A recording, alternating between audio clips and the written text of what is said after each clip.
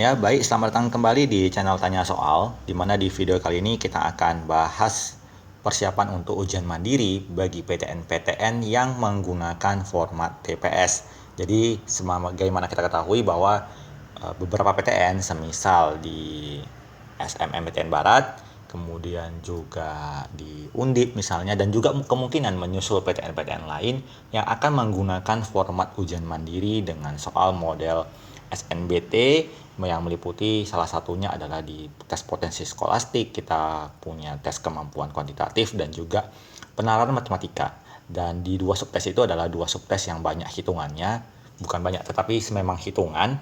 Dan di sini akan kita bantu untuk mereview kembali soal-soal yang kita prediksi bakal keluar lagi di ujian mandiri untuk tahun ini.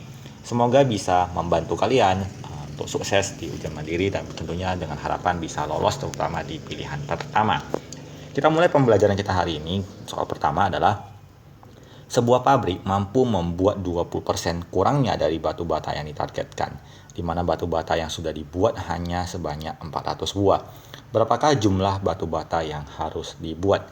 Jadi kalau menerjemahkan kalimatnya mungkin ada beberapa persepsi ataupun pemahaman yang berbeda dari kalimat-kalimat yang disampaikan. Kita buat ilustrasinya seperti ini. Kita mulai pabrik membuat sesuatu dengan target pekerjaan adalah sebanyak 100%. Kita misalkan pekerjaan selesai ketika dia sudah mencapai 100%. Sebuah pabrik mampu membuat 20% kurangnya dari batu bata yang ditargetkan. Artinya dia berhenti di titik ini sejauh 20% lagi dari target. Jadi dia membuat 20% kurangnya dari batu bata yang ditargetkan. Artinya kita bisa ketahui bahwa pabrik ini telah beroperasi dan menghasilkan sebanyak 80%. Kemudian di mana batu bata yang sudah dibuat sebanyak 400 buah. Berarti yang 80% ini setara dengan 400 buah.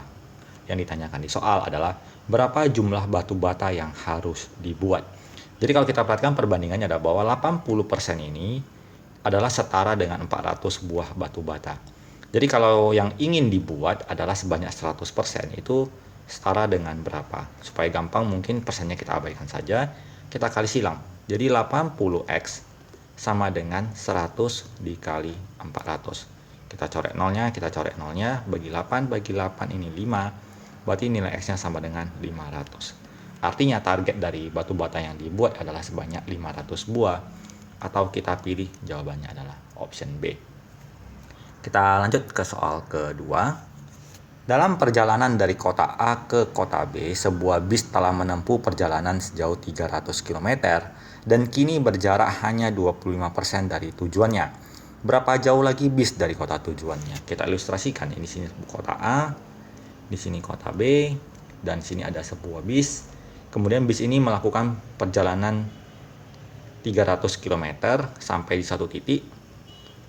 Ini sebanyak 300 km dan kini berjarak 25%. Berarti yang sisa perjalanan ini setara dengan 25%. Artinya kalau kita anggap seluruh perjalanan yang ditempuh itu adalah 100%, berarti bis ini telah melakukan perjalanan sebanyak 75%. Maka bisa kita buat perbandingannya adalah bahwa 75% perjalanan itu setara dengan 300 km. Berarti yang ditanyakan adalah berapa jauh lagi bis dari kota tujuannya. Berarti yang ditanyakan yang ini. Kita misalkan 25%. Setara dengan X. Jadi kita kali silang. Sama seperti tadi, persennya kita coret saja. 75 per 25 sama dengan 300 per X. Kita kali silang. 75X sama dengan 25 kali 300. Biasakan dalam perhitungan kayak gini kita biasakan main coret-coret supaya lebih gampang. Bagi 25 jadi 1, bagi 25 jadi 3, berarti 3x sama dengan 300.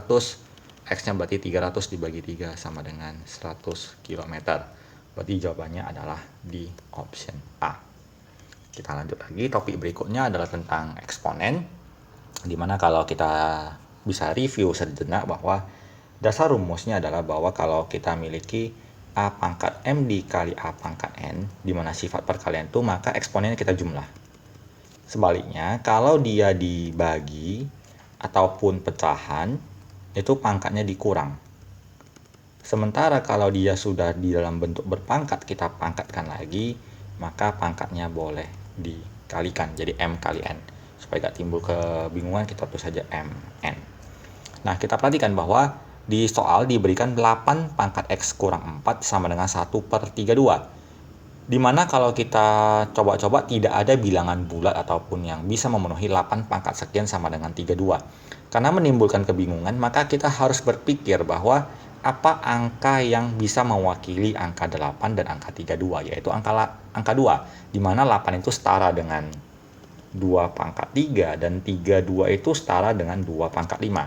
Berarti 8 ini kita tukar jadi 2 pangkat 3, kemudian dipangkat lagi dengan X kurang 4, dan 1/32 kalau pangkat negatif, misalkan 1/A pangkat M, kita tukar jadi A pangkat min. Jadi 32 ini adalah 2 pangkat 5, berarti setara dengan 2 pangkat negatif 5. Kita gunakan sifat perkalian, dimana kalau udah pangkat dipangkat lagi, pangkatnya dikalikan, maka kita tuliskan 2 pangkat 3X kurang 12 sama dengan negatif 5. Kita 2 pangkat negatif 5. Berarti 3X kurang 12 sama dengan negatif 5. Berarti 3X-nya sama dengan 7. Berarti X-nya sama dengan 7/3. Setelah kita dapat nilai X-nya 7/3, kita perhatikan pertanyaan soal adalah 7 dipangkat X kurang 1/3. Berarti 7 dipangkat 7/3 dikurang 1/3. Menjadi 7 pangkat 7 dikurang 1, 6. Berarti 7 pangkat 6/3. Berarti 7 pangkat 2. 7 kali 7 berarti 49. Jadi jawaban untuk soal ini adalah di option A. Kita lanjut ke soal berikutnya. Soal ini adalah tentang fungsi dan digabungkan dengan persamaan kuadrat. Dan juga ada fungsi inverse-nya. Jadi kita diberikan soal, jika fx sama dengan x tambah 4/2, maka nilai x yang memenuhi persamaan 2f inverse dikuadratkan kurang 3f inverse sama dengan 2. Jadi pertama kita miliki nilai fungsi fx-nya, tentunya karena ditanyakan dalam bentuk inverse, kita harus inverse. Kita misalkan y sama dengan x tambah 4/2, kita kali silang. 2y sama dengan x tambah 4, berarti x sama dengan 2y kurang 4. Ini kita simpan, ini sebagai f inverse x-nya, 2x kurang 4. Maka di sini 2f inverse dikuadratkan. Jadi kalau ini dikuadratkan lagi agak panjang, jadi cukup kita lakukan pemisalan. Jadi kita misalkan bahwa si f inverse x ini sama dengan a. Jadi menjadi 2a kuadrat, kemudian dikurang 3a, kemudian dikurang 2. Ini 2-nya kita pindahkan, jadi sama dengan 0. Lalu kita faktorkan. Jadi faktor dari 2a kuadrat kurang 3a kurang 2, kita faktorkan jadi 2a tambah 1 kali a kurang 2. Berarti 2a tambah 1 sama dengan 0, 2a sama dengan min 1, a-nya sama dengan min setengah. Kemudian a kurang 2 sama dengan 0, a sama dengan 2. Di sini kita kembalikan bahwa tadi si f inverse x-nya sama dengan 2x kurang 4. Ini a-nya kita tukar lagi. 2x kurang 4 sama dengan min setengah.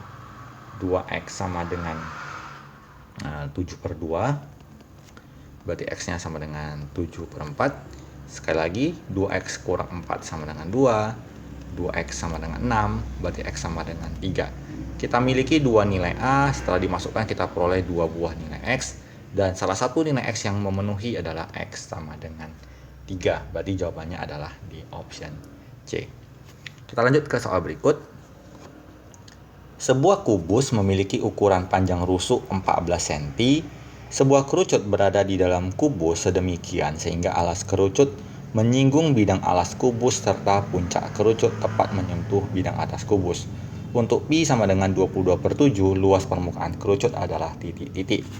Jadi kalau kita buat ilustrasinya sebuah kubus terlebih dahulu, kita misalkan ini adalah sebuah kubus dengan rusuk 14.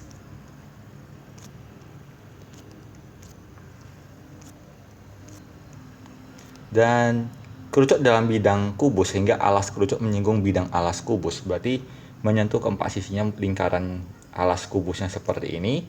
Berarti kalau panjang rusuknya ini 14, berarti ini juga panjang diameter dari si alas kerucut adalah 14. Berarti jari-jari kerucut sama dengan 7.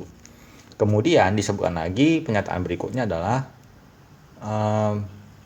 tinggi, puncak kerucut tepat menyentuh bidang atas kubus. Jadi dia di sini kita tarik. Berarti kalau rusuk kubusnya ini 14, berarti tingginya si kubus juga 14. Dari sini kita dapat nilai R7, nilai T 14. Berikutnya untuk mencari luas permukaan kerucut, rumusnya adalah luas permukaan kerucut itu sama dengan VR dikali R tambah S, di mana S itu adalah namanya garis pelukis, panjangnya yang ini yang diberi warna biru. Kalau kita perhatikan ini T, ini R, membentuk siku-siku di sini, berarti S itu sama dengan akar dari R kuadrat tambah T kuadrat. Dengan demikian kita cari nilai S-nya sama dengan akar dari 7 kuadrat tambah 14 kuadrat. Di sini kita akan ajari satu buah trik yang untuk mempermudah perhitungan akar ya. Jadi S-nya itu sama dengan akar dari 7 kuadrat tambah. Nah, kebetulan 14 ini kan 2 kali 7. Kita perhatikan 2 pangkat 2 itu 4. Jadi ada 4 buah 7 pangkat 2 ditambah 7 pangkat 2. Berarti kita miliki adalah 5 kali 7 pangkat 2. Berarti nilainya adalah 7 akar 5. Jadi panjang si S yang kita cari ini adalah 7 akar 5. Tinggal kita kembalikan ke rumus luas permukaan kerucut. Jadi kita peroleh Pi 22/7 dikali R-nya 7, dikali lagi R 7 ditambah S-nya 7 akar 5. 7 yang di luar ini habis menjadi 22. Kemudian di dalam kurung ini sama-sama ada angka 7. Kita keluarkan lagi 7-nya. 7 dikeluarkan 7, sisa 1. Ini juga jadi akar 5 saja. 22 kali 7, 154. Yang dalam kurung ini kita boleh tukar sifatnya, sama saja. Maka kita peroleh jawabannya adalah 154 dikali akar 5 tambah 1. Berarti jawaban untuk soal ini adalah di option D. Demikian beberapa soal untuk pemantapan soal ujian mandiri untuk SNMPTN Barat maupun Undip, dan mungkin juga di PTN-PTN lain nanti yang model soalnya seperti ini. Semoga bisa bermanfaat, dan kalau ada materi yang mau di request silakan tulis di kolom komentar, akan kita coba cari referensi-referensi soalnya dan kita bahas bersama untuk membantu kalian. Semoga video kali ini bermanfaat. Sampai jumpa di video berikutnya.